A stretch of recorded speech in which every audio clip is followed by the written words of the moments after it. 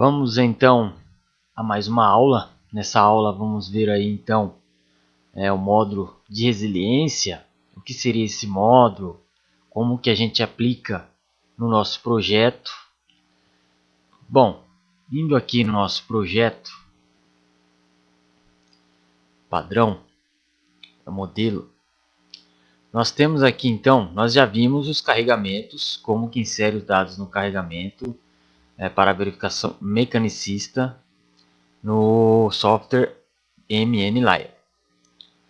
Bom, agora nós vamos ver então como que a gente vai estar trabalhando aí com o módulo elástico, também conhecido aí como módulo de resiliência. Alguns autores chamam de módulo elástico, outros chamam de módulo de resiliência. Aqui o módulo elástico e o módulo de resiliência, eles têm uma diferença entre si, que é o módulo de realização, o modo de realização do ensaio. Bom, aqui nós temos as camadas do pavimento, nós temos 4 camadas. A primeira camada aqui é de CBUQ ou KUQ, que é a camada de revestimento asfáltica. E o módulo de elasticidade dessa camada é de 3000 MPa. Temos coeficiente de Poisson, que vai ser a próxima aula, na espessura de 50 mm ou 5 cm. Temos a segunda camada de BGS, o módulo de resiliência dele é 300 MPa e a espessura de 16 centímetros. Temos o reforço, que seria um solo brita, pode ver aqui que a opção aqui é um pavimento flexível com reforço de solo brita, adicionando aí de 30 a 70% de brita ao solo. Então o módulo de resiliência é 150 MPa na espessura de 20 centímetros. E temos o subleito com o módulo de resiliência de 80 MPa. Espessura, como é o subleito, seria uma espessura semi-infinita. Ok? Então esses são os dados que são inseridos aí no software MNLayer. Reparem que a diferença entre o asfalto, concreto asfáltico de 3000 e o subleito de 80.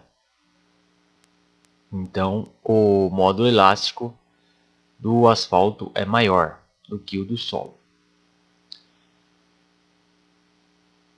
Vamos então aí compreender um pouco o conceito do módulo elástico, que seria aí também aplicado aí no módulo de resiliência. Isso a gente já viu aí no curso de engenharia civil. Vamos dar aí então uma revisão do módulo elástico. O módulo elástico às vezes é chamado de módulo de Young, em homenagem a Thomas Young, que publicou o conceito em 1807. O módulo de elasticidade, aqui representado pela letra E, pode ser determinado para qualquer material sólido e representa uma proporção constante de tensão e rigidez, dado por essa fórmula, que o módulo elástico é a tensão dividido pela deformação. Então, um material elástico, se puder retornar à sua forma ou tamanho original, imediatamente após ser esticado ou exprimido. Então, um material exprimido, vamos dizer assim, comprimido, aí você tirou a pressão, ele volta à sua posição normal. Isso é considerado um material elástico, tanto como você estar esticando, tracionando, puxando esse material, você soltou ele, tirou as forças de tração, ele volta ao seu estado normal. Quase todos os materiais são elásticos até certo ponto. Então, a elasticidade ela tem um limite, desde que a carga aplicada não cause deformação permanente. Então, enquanto a carga não causar uma deformação permanente, a gente tem um regime elástico. Assim, a flexibilidade de qualquer objeto ou estrutura depende do seu módulo elástico e da forma geométrica. Então, a flexibilidade aí do objeto depende do módulo elástico. Quanto maior o módulo elástico, menor a deformação. O módulo de elasticidade para um material é basicamente a inclinação de seu gráfico de tensão-deformação dentro da faixa elástica. Então a gente tem uma faixa elástica onde o material trabalha no regime elástico, onde você aplica a força e, cessada a força, ele volta ao seu estado natural, como mostrado na figura 1. Então aqui na figura 1 nós temos aqui a tensão na reta y, podemos dizer assim, no plano cartesiano, e a deformação na reta x, ou no eixo x.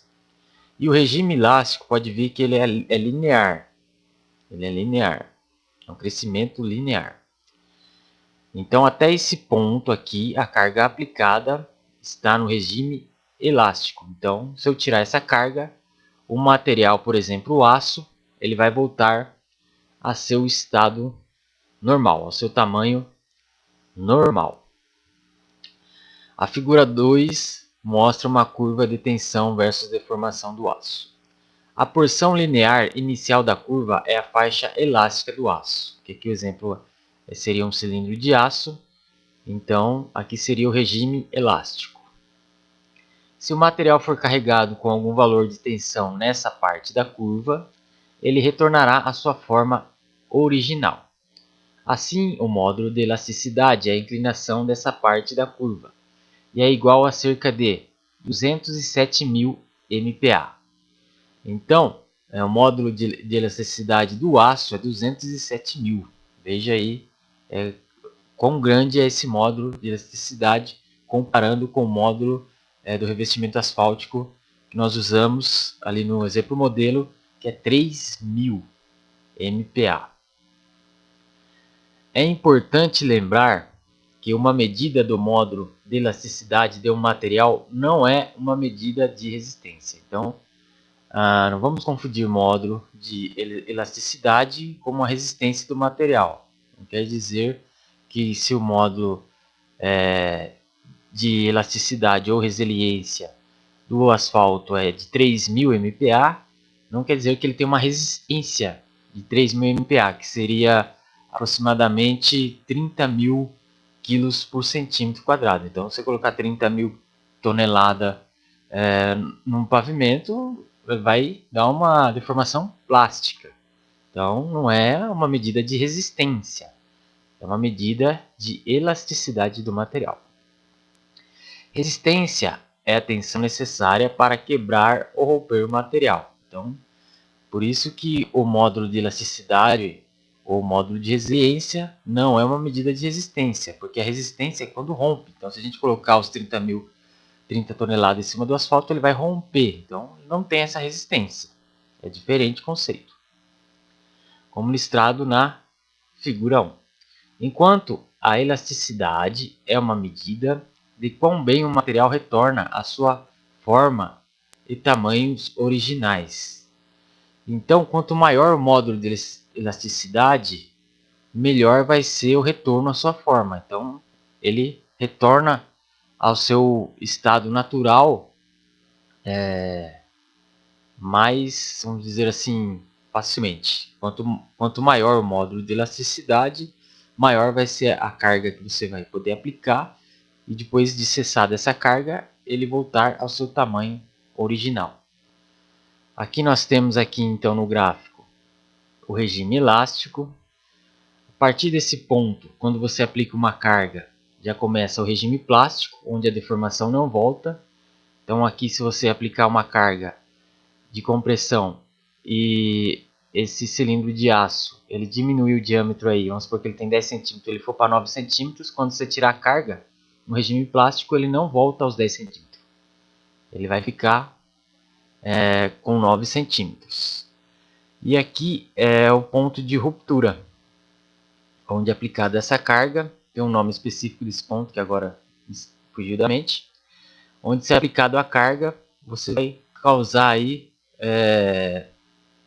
uma deformação aí do do aço, vai estourar o seu cilindro, no caso. Se não me engano, parece que é regime, aqui é o regime de escoamento, não me recordo, tenho que pesquisar no Google. Aqui é o exemplo do gráfico de tensão e deformação, é o mesmo gráfico, mas aqui está mostrando aqui a aplicação.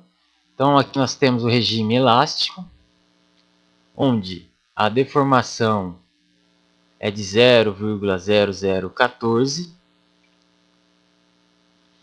e a aplicação aqui da carga é 290 MBA. A partir desse ponto aqui já é o regime plástico, que vai até a ruptura do material, que no caso é o aço. Então, o que é o módulo de elasticidade pela fórmula? O módulo de elasticidade é a tensão, então nós temos 290 MPa aplicado, com uma deformação de 0,0014. Então, a tensão dividido pela deformação é igual a 207.000 MPa. Percebam que na fórmula do módulo de elasticidade, quanto menor a deformação, aqui se fosse 0,0001, seria maior ainda o módulo de elasticidade. Então, quanto menor essa deformação, maior será o módulo de elasticidade. Podemos dizer assim. Então, o módulo de resiliência é semelhante ao módulo de elasticidade. Então, os dois são, podemos dizer, sinônimos. Alguns autores se referem a módulo de resiliência, outros a módulo de elasticidade. Parâmetros da lei de Hooke, expressando a relação entre deformações resilientes ou recuperáveis e tensões. Então, seria a tensão dividida pela deformação. Essa deformação ela é resiliente, ela é recuperável, por efeito dos carregamentos dinâmicos que as causam. Entretanto, o módulo de resiliência difere do módulo de elasticidade. Então, veja aí a diferença entre módulo de resiliência e elasticidade. No que? No tipo de aplicação das cargas. Porque o módulo de resiliência que a gente utiliza para dimensionamento de pavimentos, para verificação mecanicista, ele é a partir da aplicação de carga. Qual que é a aplicação da carga do pavimento? É de um caminhão de eixo padrão carregado com 8,2 toneladas. Então esse caminhão ele tem uma passagem aí no pavimento, e essa passagem é de milésimos de segundo, no qual causa aí a deflexão no pavimento. Então, devido à aplicação de carga, o módulo de resiliência é determinado após carregamentos repetitivos. Então, em um ponto ali do pavimento rodoviário, vai se passando vários caminhões carregados. Então, são carregamentos repetitivos. Além de que seu valor é calculado com base nas deformações elásticas ou resilientes dos solos. Então, os solos, na verdade, ele não tem um módulo elástico linear, ele é não linear, ele varia. Então essas são as diferenças entre o módulo de resiliência e o módulo de elasticidade, porque o módulo de resiliência você tem outro tipo de ensaio, outro tipo de aplicação de carga, e também você tem um regime não linear de elasticidade, por exemplo, o solo. Então, o módulo de elasticidade ou módulo de resiliência é a capacidade de um material não resguardar deformações depois de cessada a ação da carga. Então, passa-se aí o veículo comercial, o caminhão carregado, depois que ele passa, o asfalto volta à sua posição original. Vamos entender mais aí o conceito aí de aplicação de carga no pavimento. Então, o que seria deformações? As deformações são parte do caráter elástico do material dos pavimentos quando sobre ele atua uma carga. Então, nós temos uma carga, que seria representada aqui pelo pneu de um caminhão carregado com 8,2 toneladas no eixo padrão, e sobre ele atua uma carga. mas se tem que considerar que também intervêm esforços plásticos nesse processo. Os primeiros elásticos desaparecem quando se remove a carga, enquanto que os segundos plásticos são permanentes e a repetição das cargas produz distorções e trilhas na superfície do pavimento. Então, aqui é o pavimento. Aqui nós temos a altura original do pavimento, aí aplicou-se a carga, teve uma deflexão, representada aqui pela letra D, e essa deflexão aqui, com essa força, causou aqui na camada de revestimento um esforço de tração. Então esse esforço de tração pode causar aí uma trinca na fibra inferior, começando aqui na fibra inferior da camada asfáltica. E essa força ela é transferida aqui, seria uma camada granular. Então essa força ela é transferida para o topo do subleito, onde exerce uma força de compressão, causando aqui um cisalhamento do subleito. Então essas são as forças aqui nesse pavimento. Se fosse uma camada de cimentada aqui de BGTC ou CCR, a gente teria uma força de tração também na camada cimentada. Então, quando o veículo passa, ele causa essa deflexão. Essa deflexão ela é de caráter elástico, ela é recuperável. Então, quando o caminhão vai para frente aqui, sai desse ponto, ele retorna à posição original. Então, ele flexiona quando passa o caminhão e quando ele sai, ele volta ao estado natural. Isso aqui é o regime elástico. Só que essas passagens, elas causam uma deformação permanente. Vamos ver aqui, ó, o que seria deformação recuperável. Quando num processo elástico, depois de cessado o efeito da carga, então depois que o caminhão passou nesse ponto, o pavimento recupera a sua posição original. Então, ele volta à posição original. É a deflexão, que é medida com a viga Beckmann ou com FWD. E também é calculada, a flexão é calculada no software MN-Layer, que na segunda aula eu falei sobre os parâmetros aí de estudo do MN-Layer. Recupera sua posição original, fazendo desaparecer a deformação antes observada. Só que essa deformação recuperável, que você tem aí uma deflexão, ela causa também uma deformação permanente. O que é deformação permanente ou deformação plástica?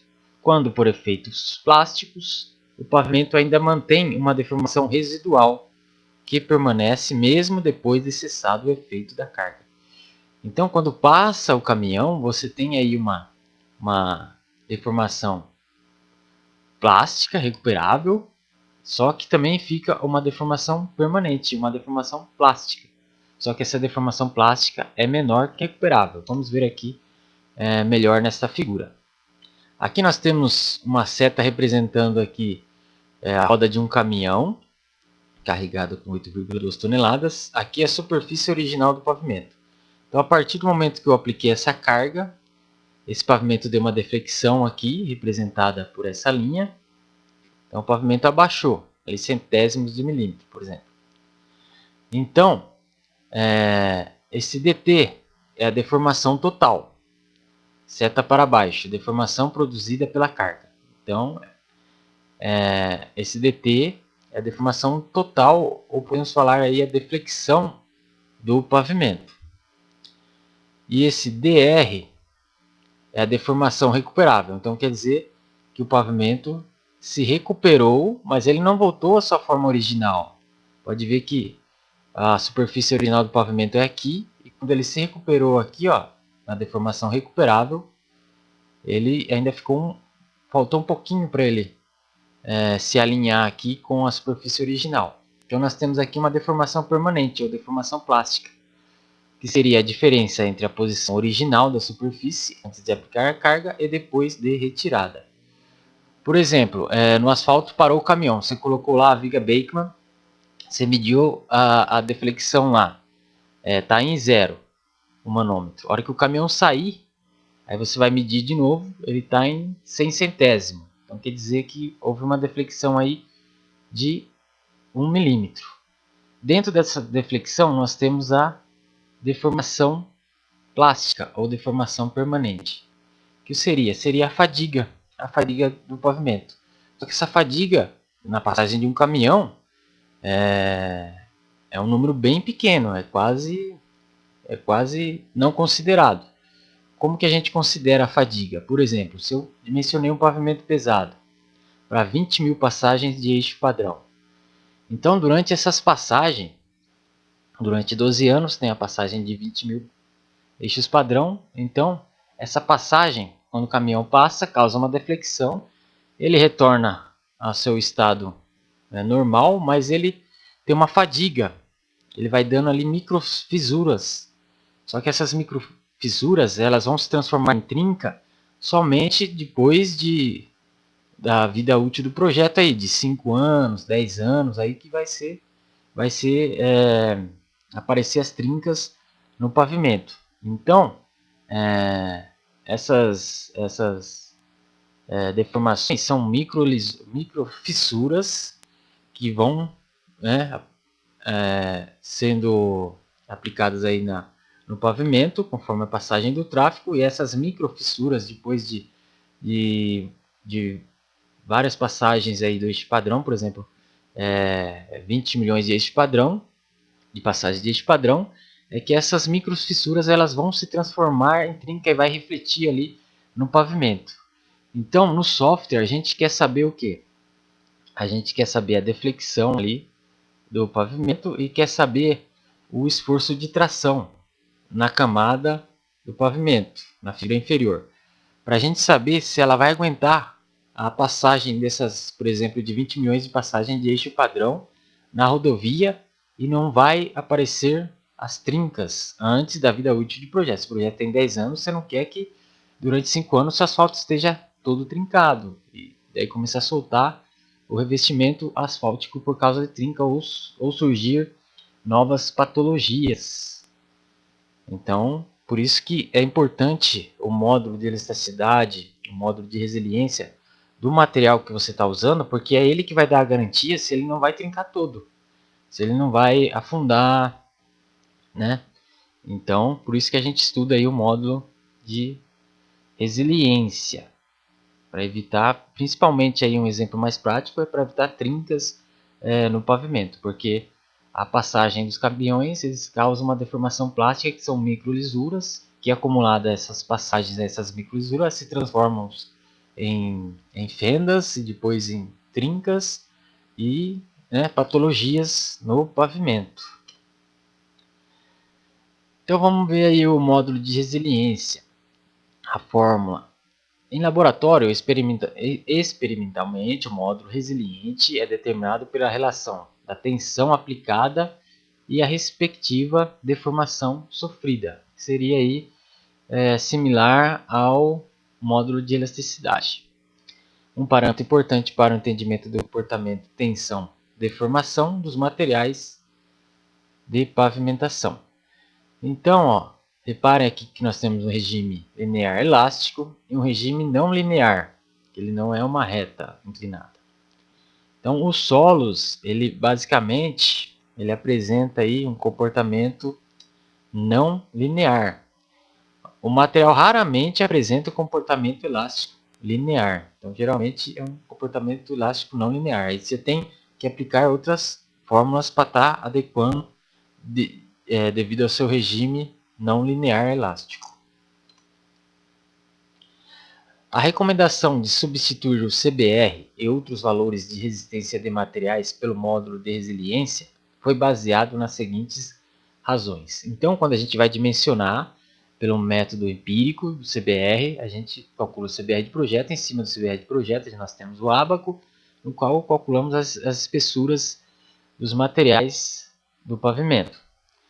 Só que o CBR é um método e o módulo de resiliência também é um método. Você pode utilizar somente o módulo de resiliência e estar dimensionando seu pavimento, sem necessariamente você ter o ensaio de CBR. Mas hoje, o que a gente usa? A gente faz o ensaio de CBR, faz o cálculo de projeto, dimensiona as camadas, e depois de pronto já o projeto, dimensionado as camadas, a gente faz o quê? Uma verificação mecanicista. E nessa verificação mecanicista a gente vê se está adequado o projeto ou se precisa de alguma alteração. Então é mesclado os dois. Tanto seria o método empírico mecanicista ou empírico mecanístico.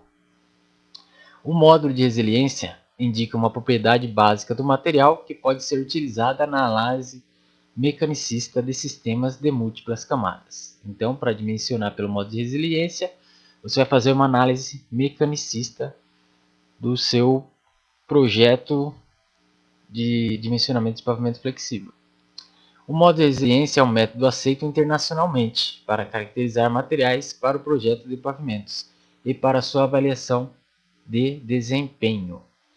Então, um método de resiliência ele é aceito aí internacionalmente. Vários países, tanto os países europeus como os países, né, da América do Norte também, eles aceitam esse método.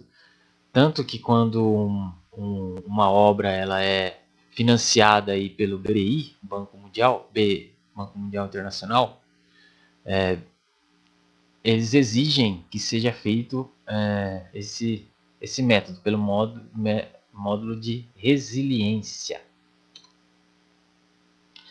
E aqui nós temos o equipamento, né, com insight axial de carga repetitiva para o módulo de resiliência. É um equipamento aí, pode ver, bem complexo, que seria bem caro a manutenção, pela quantidade aí de manômetros que nós vemos aqui, de cabos, temos até um computador. Então seria um ensaio bem custoso para você fazer um loteamento residencial, um loteamento industrial, por exemplo, encareceria bastante o preço aí do projeto. Então esse ensaio triaxial dinâmico é um modelo constitutivo para módulo resiliente dos materiais de natureza granular e é dado pela expressão. Então, quando você vai fazer o módulo de resiliência da BGS, por exemplo, que é um material granular, utiliza-se esta fórmula para calcular o módulo de resiliência. Aí você tem outras fórmulas também para solos fino-lateríticos, não lateríticos, solos lateríticos compressionados, que diversos autores aí da literatura nacional têm desenvolvido estudos e pesquisas nesse âmbito. Bom, então esse seria o módulo de resiliência. Agora vamos ver o que as normas nos falam a respeito do módulo de resiliência. Nós temos aqui o manual de pavimentação do DENIT 2006, na página 49, fala a respeito da resiliência dos solos. Até a década de 70, os métodos de dimensionamento usualmente empregados no Brasil caracterizavam por enfocar basicamente a capacidade de suporte dos pavimentos, em termos de leitura plástica, sobre carregamento estático, retratado através do valor do CBR. Então, até a década de 70, utilizava-se o método do CBR para fazer o dimensionamento. No entanto, observou-se que boa parte da malha rodoviária vinha apresentando uma deterioração prematura. Então, estava surgindo trincas antes da vida útil do projeto, que era atribuída à fadiga dos materiais gerada pela contínua solicitação dinâmica do tráfego atuante. Então, conforme o tráfego ia passando, ia surgindo trincas, afundamentos, trilhas de rodas, e não estava atendendo aí a demanda do tráfego. Então, esta realidade acabou por dar ensejo à introdução no país de estudos da resiliência de materiais empregáveis em pavimentos, permitindo assim avaliar-se comportamentos estruturais até então não explicáveis pelos procedimentos clássicos e efetuar-se uma abordagem mais realista dessa problemática no meio tropical. Então, como a gente tem um solo tropical, um comportamento diferente dos solos de outras regiões do globo, o método do CBR não estava atendendo, estava surgindo patologias, então foi aplicado aí o método de resiliência. Tal metodologia resultou na possibilidade de analisar e prever estados, tensões e deformações de estruturas de pavimento, através de programas computacionais. Então, sempre se usa um programa aí como MNLayer, verificação mecanicista, ou Elsen 5 ou Medina, porque são muitas fórmulas. Para você calcular manualmente ali, você vai ficar o dia inteiro calculando para calcular as tensões, deformações e deflexões de um pavimento. Então, por isso a gente usa os programas. Partindo-se de propriedades dinâmicas expressáveis em termos de valores de módulo resiliente. Então, utiliza-se o módulo resiliente. O módulo de deformação resiliente é determinado pela seguinte expressão. Então, aqui nós temos aqui o módulo de deformação resiliente, a tensão desvio dividido pela deformação específica axial. Corresponde a um número particular de repetição da tensão desvio. Então, essa deformação específica, ela depende aqui da repetição da tensão desvio, que é aplicada no ensaio. As deformações resilientes são deformações elásticas, no sentido em que são recuperáveis. Entretanto, não variam necessariamente de modo linear. Pode ver que não é linear o regime elástico com as tensões aplicadas, e depende de vários fatores que não são considerados no conceito convencional de elasticidade. Então, por isso que a gente tem uma diferença, alguns autores falam que tem diferença entre o módulo de elasticidade e o módulo de resiliência, porque depende de vários fatores, que não é considerado no módulo de elasticidade. Então, na página 151 também, aqui tem alguns pontos que são relevantes. Esse procedimento de ensaio de laboratório, que seria o ensaio de módulo de resiliência, submete o material a condições similares às encontradas nos pavimentos. No período inicial, pós-construções, carregamentos variados e repetitivos, provenientes de veículos com diferentes pesos, provocam no pavimento grandes deformações permanentes. Após este período inicial de acomodamento, os pavimentos adquirem um comportamento tensão-deformação aproximadamente constante. Contudo, variações ao longo do prazo no módulo resiliente, nas propriedades de tensão-deformação, poderão ser função de vários outros fatores, não representáveis em ensaios correntes de laboratório. Então aqui o que está falando? Está falando que quando você faz um pavimento rodoviário e ele é novo, então esses carregamentos eles provocam grandes deformações permanentes. E após esse período, tem uma acomodação. Então quando você constrói ali o pavimento, aí vem o trânsito, vamos supor, depois de 3 meses, ele vai dar ali, vamos chamar assim de recalque. Mas é um recalque que é bem mínimo, não é que vai trincar todo o seu pavimento, não. É uma acomodação, ocorre uma acomodação ali, no qual essa acomodação ela aumenta o módulo de resiliência. Então adquire um comportamento tensão-deformação constante. Depois do início desse tráfego, ele tem um comportamento de tensão-deformação constante. Então seria isso que estaria nesse tópico. O tempo de duração de carga repetida é estabelecido em função da velocidade do veículo e do ponto no interior dos pavimentos, onde deseja calcular o modo resiliência. A frequência de aplicação é função das condições do tráfego da estrada em estudo. Então, quando você vai fazer um ensaio, não vou entrar aqui no parâmetro de como é feito o ensaio, como é calculado, você tem a frequência de aplicação da carga, que é o tempo que a velocidade depende da velocidade do veículo. Então, isso aqui é levado em consideração. A aplicação da carga é em função das condições do tráfego da estrada em estudo. Temos aqui também na página 151.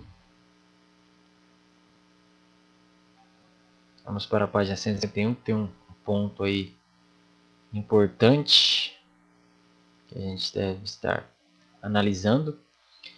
Um aspecto que assume especial relevância quando da aplicação de modelos mecanísticos e empíricos, tanto no projeto de pavimentos novos como na de restauração, é a caracterização adequada do comportamento tensão-deformação dos materiais sobre cargas transidentes dos veículos. O módulo de elasticidade ou Young se reveste de duas definições nesse contexto, a saber. Então, o modo de elasticidade ou modo de resiliência, ele é aplicado aqui nos modelos mecanístico-empírico, que seria pelo método do CBR, depois com uma verificação mecanicista desse dimensionamento. Então, o módulo de deformação resiliência é determinado em laboratório por meio de ensaios de cargas repetitivas, com duração da carga na ordem de 0,10 segundos e tempo de repouso de 0,9. Então, você aplica a carga e deixa em repouso. Aplica e deixa em repouso, para você simular um regime elástico. Utiliza toda a deformação recuperável no seu cálculo, embutindo, portanto, as parcelas elásticas instantâneas e viscoelásticas geradas pelo ponto de carga de duração de 0,1 segundos. Então, pode ver que o ensaio ele simula ali a passagem de um veículo comercial. Então, esses seriam os principais pontos aqui do modo de resiliência pelo manual, segundo o manual DENIT 2006. Agora vamos ver aqui o manual de instrução de projeto de pavimentação do DR de 2006. Aqui no DR de São Paulo, né, ele diz aqui que o módulo de resiliência, é o módulo de elasticidade de um material, é a relação entre tensão vertical aplicada repetidamente e a deformação axial recuperável, que ele corresponde após determinado número de aplicações de carga. Para materiais como solo, areias, agregados, em geral, utiliza-se a denominação módulo de resiliência. Já para concretos de cimento Portland, solo cimento, utiliza-se a denominação módulo de elasticidade. Então, vê que cada ator, cada órgão, aí, por exemplo, DR, utiliza aí os conceitos de módulo de resiliência. Esse aqui está na página 6 do manual Instrução de Projetos do DR de Pavimentação. E na página 23 nós temos aqui algumas considerações. 14, 21. Então aqui, parâmetros adicionais para verificação mecanicista. Na página 23, aqui nós já vimos o tipo de carga. Aqui os valores usuais do coeficiente de Poisson, que vamos ver na próxima aula. E nós temos o que? Os valores usuais do módulo de resiliência. Então é indicado esses valores. Concreto asfáltico, revestimento CAP 50-70. Então o intervalo do valor de módulo de resiliência é de 2.000 a 5.000. Então tem que estar dentro dessa faixa. Se é um CAP 30-45, de 2.500 a 4.500. Se é um binder aí, vai de 2.000 a 3.000. Então o que a gente faz quando a gente vai dimensionar? Porque se você usa, por exemplo, um asfalto faixa C do DR, então ele tem um teor do betume, já especificado em projeto, tem uma granulometria. Então se você fizer um ensaio de modo de resiliência, ele vai dar um valor aí aproximadamente de 3.000 MPa. Então se você for fazer outra obra e você for aplicar a mesma faixa, então provavelmente se mandar fazer um ensaio de resiliência, vai dar quase parecido com 3.000, vai mudar pouca coisa, né? Então a gente usa, usual a gente usar aí da literatura mesmo, os módulos de resiliência. A gente não pede para fazer um ensaio toda obra, você vai fazer um ensaio. A gente já usa já os dados que tem hoje, é usado para verificação mecanicista. Por isso que tem a diferença do método Medina, que o método Medina ele instrui você a estar fazendo este ensaio de módulo de resiliência. Já na verificação mecanicista, aí, tanto para órgãos aí rodoviários, que eu tenho feito aí dimensionamentos, a gente usa aí o que está na literatura nacional e nas normas, nos manuais. Então, para a brita graduada, então você tem a brita graduada aí faixa B, por exemplo, ela é 300 MPa, então ela vai de 150 a 300, dependendo aí da qualidade do seu material ou se não da faixa. Então você tem já que é 300 a faixa B, se for fazer um novo projeto, você vai utilizar 300, você não vai pedir para fazer um novo ensaio. E aí nós temos os materiais estabilizados quimicamente, como o solo cimento, que vai de 5.000 a 10.000, a BGTC, que vai de 7.000 a 18.000, o concreto com rolo compactado. Então, tipo, você tem uma dúvida que você tem um material lá, um BGTC, o mínimo que você vai usar lá é 7.000 para fazer a verificação mecanicista. Agora, se você já fez um ensaio modo de resiliência em outra obra, e é a mesma faixa, o mesmo teor de cimento, então aí você pode estar utilizando esse valor. O concreto de cimento Portland vai de 30.000 a 35.000, seria um piso de concreto. Solos finos em base de 150 a 300. Solos finos e reforço do subleito vai de 100 a 200. Solos com comportamento lateríticos e solos de comportamento não lateríticos de 25 a 75. Então o solo em si ele vai de 25 a 200 MPa, pode até mais aí se você tiver um solo laterítico argiloso, por exemplo, se você fizer um módulo de resiliência. Como quando você vai fazer o dimensionamento, você faz a média, aí você vai coletando o CBR a cada 100 metros, por exemplo, e você faz o CBR de projeto. Aqui no caso você teria que fazer um módulo de resiliência, por exemplo, né? Fazer o ensaio de módulo de resiliência a cada 100 metros e calcular a resiliência de projeto. Só que não é assim que funciona. Não é assim que funciona. A gente tem outras formas para estar calculando o modo de resiliência do solo. Por exemplo, aqui, para os solos do subleito, recomenda-se as seguintes correlações entre módulo de resiliência e capacidade de suporte. Índice de suporte Califórnia, que é o CBR. Então, os solos lateríticos arenosos. Então, aí você vai ter que fazer uma classificação MCT do seu solo, um ensaio de classificação MCT. Aí você tem a classificação MCT e tem o ISC, o valor do CBR. Então, se o seu solo for um solo laterítico arenoso ou laterítico argiloso, LA ou LG, então o módulo de resiliência vai ser o que? Vai ser 22 vezes o valor do CBR elevado a 0,8. Então, se for 10 aqui, um CBR de 10, um solo laterítico arenoso, vai ser 22 vezes 10 elevado a 0,8. Então, aí você tem um módulo de resiliência. Então, não necessariamente você precisa coletar esse material, levar num laboratório e fazer um ensaio de resiliência. Você pode definir ele de acordo com o CBR e a sua classificação MCT do seu solo. Um solo não laterítico siltoso, por exemplo, é esta fórmula, 18 vezes CBR elevado a 0,64. Você vai ter o módulo de resiliência. Para um solo arenoso, vai ser essa fórmula aqui, 14 vezes o CBR elevado a 0,7. Para análise mecanicista de estrutura de pavimento, utiliza-se modelos experimentais de fadiga de materiais. Portanto, é necessário que o produto ter conhecimento de diversos modelos. Isso aqui a gente vai ver mais para frente. Então, você vai ter o CBR de projeto. Você vai calcular o CBR de projeto. Aí você vai ter a classificação MCT do seu solo. Então, aí você vai ter o seu módulo de resiliência. Você não vai precisar pegar o solo e fazer um ensaio. Se caso você estiver trabalhando num trecho rodoviário onde essa concessão, esse órgão tem um laboratório de solo e você tem como fazer esse ensaio, né? Você vai logicamente realizar esses ensaios aí para você ter uma média aí do modo de resiliência do subleito. Mas usualmente a gente usa estas fórmulas e a gente usa aqui então esses parâmetros para estar trabalhando com modo de resiliência. A gente não faz todos os ensaios, porque encarece o projeto, encarece muito o projeto.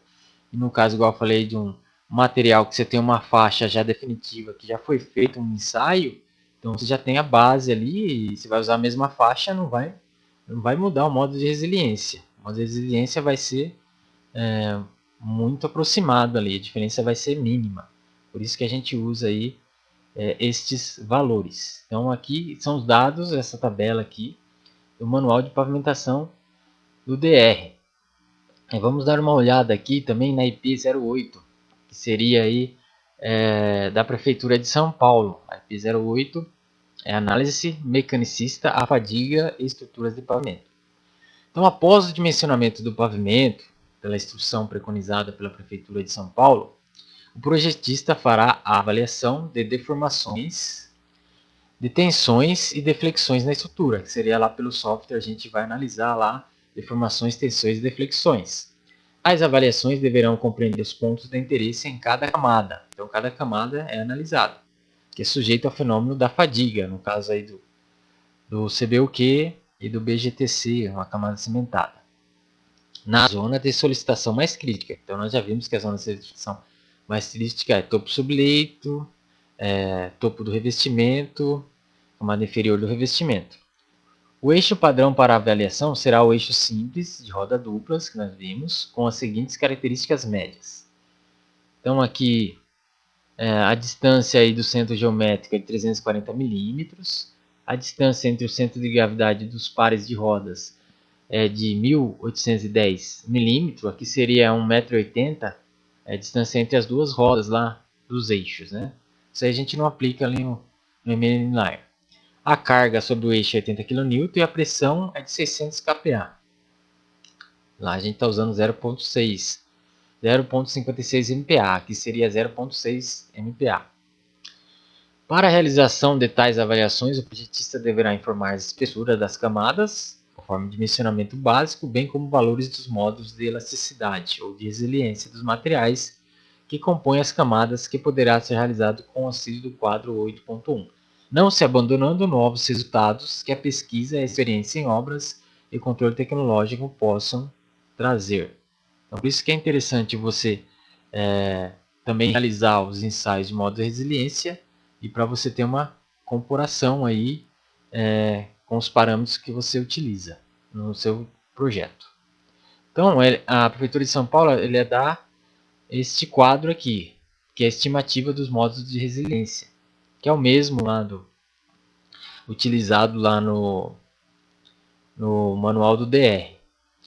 Então, por exemplo, não lateríticos é 18 vezes o CBR elevado a 0,64, laterítico tem aqui as fórmulas, e aqui para reforço, laterítico tem a fórmula aqui de reforço, não laterítico tem a fórmula também, subbase granular, a base granular, pode ver que a base granular aqui ela varia de 100 a 500, lá no DR ela varia de 100 a 300, então você tem que ter uma experiência aí, tipo de material que você vai estar utilizando.